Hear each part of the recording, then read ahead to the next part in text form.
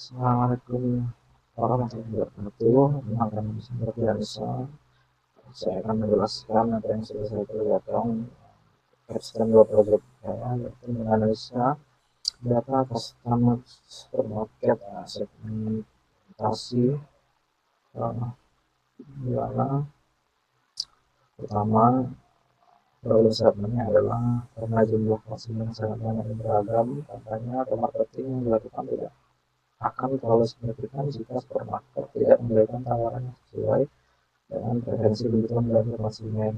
Oleh karena itu dibutuhkan analisis pada pola belanja pelanggan agar dapat melihat pattern yang sesuai dengan preferensi belanja konsumen. Tujuannya adalah sebagai desain, saya akan mencoba untuk mengidentifikasi segmentasi pelanggan dengan memahami karakteristik dan kebutuhan tiap segmen agar dapat merancang kampanye pemasaran yang lebih personal dan relevan.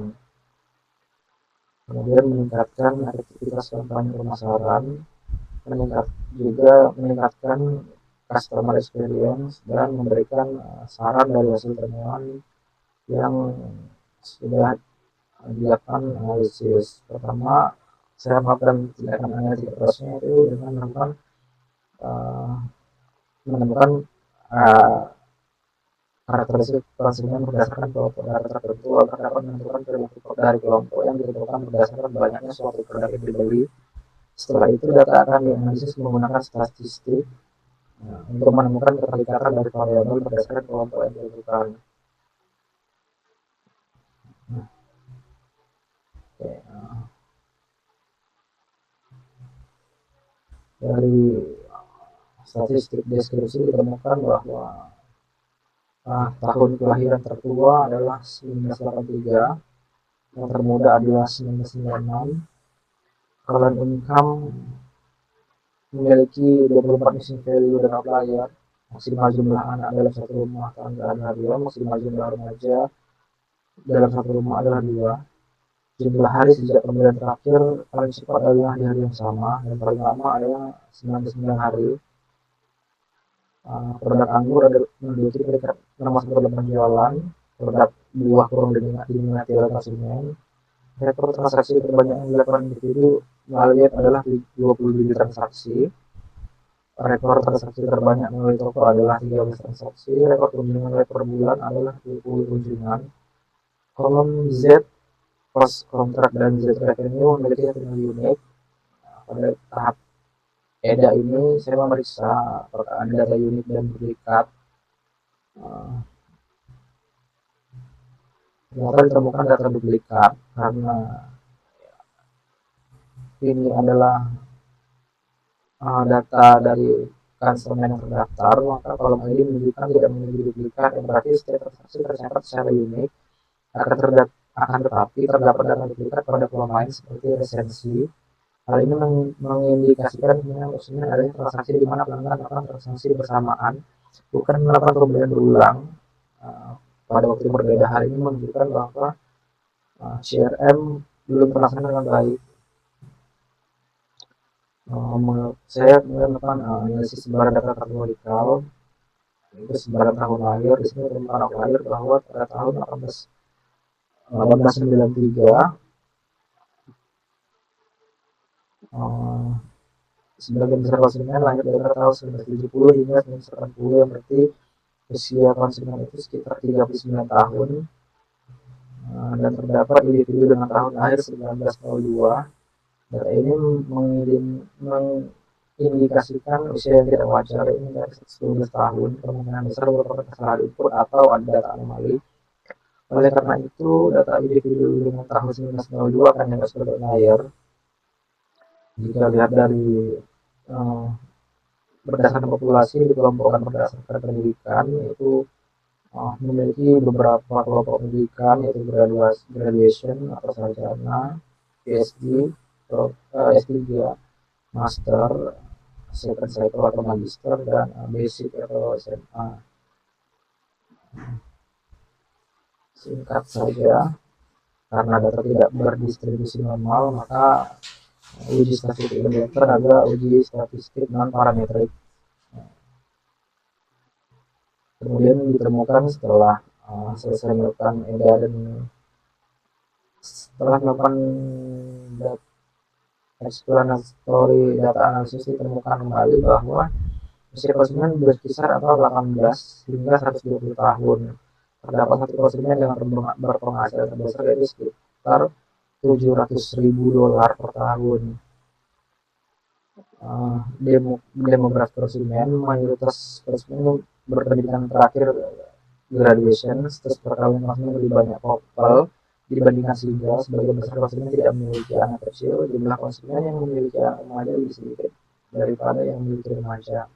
Sedangkan perilaku konsumen ditemukan bahwa waktu terlama setiap pembelian terakhir adalah hampir 100 hari, sedangkan yang tercepat adalah 0 hari, yaitu berarti di hari yang sama. Produk anggur adalah produk yang paling banyak dibeli. Transaksi paling banyak dilakukan di toko, yaitu transaksi offline dibandingkan melalui toko dan website. Kunjungan website terbanyak per bulan adalah sekitar 6 kali kunjungan. Dan kolom Z plus kontak dan Z revenue hanya memiliki satu nilai unik, sehingga tidak dapat merepresentasikan apapun. Pada tahap data cleaning masih sama yang kita temukan.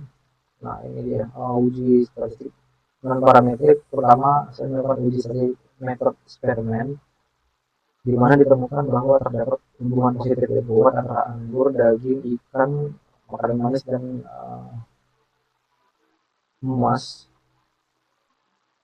Kemudian hubungan negatif yang kuat adalah anggur dan kid home, anak kecil dan remaja. Artinya konsumen yang memiliki anak dan remaja tidak membeli produk anggur. Ini masuk akal.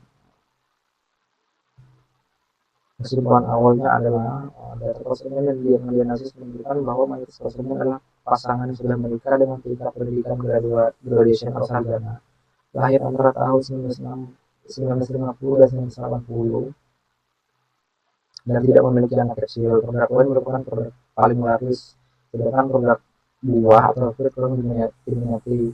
Konsumen cenderung membeli wine bersamaan dengan produk lain dan lebih memilih berbelanja di toko fisik atau offline.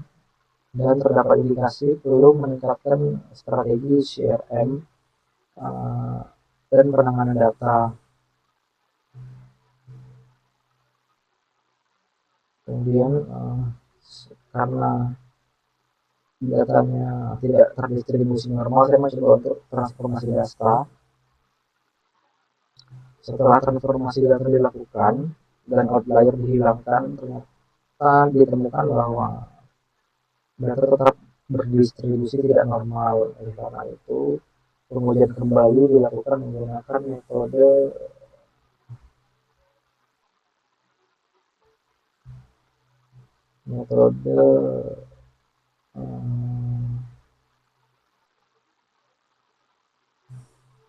Kruskal.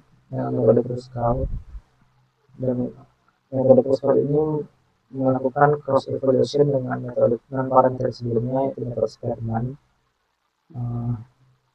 Berdasarkan uji Kruskal, yaitu membandingkan 3 kolom yang tidak ada yang independen, tidak ada hubungan sama sekali, seperti anggur, daging, dan ikan. Ternyata ditemukan bahwa hipotesis awalnya ditolak, yaitu karena ditemukan bahwa ada perbedaan signifikan antara kedua kelompok. Terakhir, kesimpulan finalnya adalah terdapat perbedaan signifikan dalam pengeluaran pelanggan untuk produk anggur, daging, dan ikan. Ini berarti strategi pemasaran dan penjualan perlu disesuaikan dengan preferensi setiap kelompok pelanggan. Berdasarkan uji statistik eksperimen, ada keterikatan positif antara produk anggur dan daging. Namun uji Kruskal menunjukkan perbedaan antara populasi yang berarti di antara dua produk memiliki perbedaan jumlah. Pada fenomena lain, ditemukan bahwa keberadaan anak, tingkat pendapatan, dan level pendidikan adalah faktor yang mempengaruhi pengeluaran pelanggan untuk produk tersebut. Ditemukan bahwa pattern pelanggan dengan pendapatan tinggi dan berpendidikan tinggi cenderung lebih banyak mengeluarkan uang untuk produk wine dan daging. Pelanggan tanpa anak cenderung lebih banyak mengeluarkan uang untuk wine dan daging. Ini masuk akal kan, tadi kita ditemukan bahwasannya korelasi negatif antara jumlah anak dan produk anggur. Segmentasi pelanggan dapat dilakukan berdasarkan pendapatan, keberadaan anak, dan tingkat pendidikan. Kemudian saran untuk manajemen adalah mempertimbangkan untuk membuat paket bundling anggur dan daging. Kemudian menawarkan paket bundling tersebut kepada segmentasi yang sudah dilakukan berdasarkan pendapatan, keberadaan anak, dan tingkat pendidikan. Untuk visualisasinya sudah kita lihat di tableau. Ini terlihat bahwa mayoritas konsumen berkelahiran dan berusia di antara 35 sampai 44 tahun. Ini mayoritas. Sedangkan berdasarkan income, tingkat kelompok pendapatan, mayoritas pelanggan adalah orang yang berpenghasilan tinggi, yaitu antara 90.000 sampai 120.000 tahun.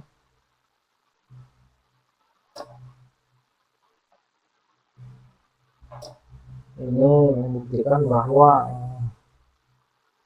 pendapatan tinggi memiliki populasi terbanyak adalah pelanggan yang tidak memiliki anak dan tidak memiliki remaja. Kemudian ini menambah bukti bahwa asumsi kita, asumsi uji Spearman bahwasannya produk anggur dan anak memiliki korelasi negatif. Terakhir, menguji kesimpulan bahwa semakin tinggi pendapatan semakin tinggi pengeluaran untuk rata-rata jumlah dan rata-rata penerimaan kampanye. Dapat dilihat bahwa orang berpendapatan tinggi tidak memiliki anak, rata-rata jumlahnya itu jauh lebih tinggi dibanding orang yang berpendapatan tinggi dan namun memiliki anak.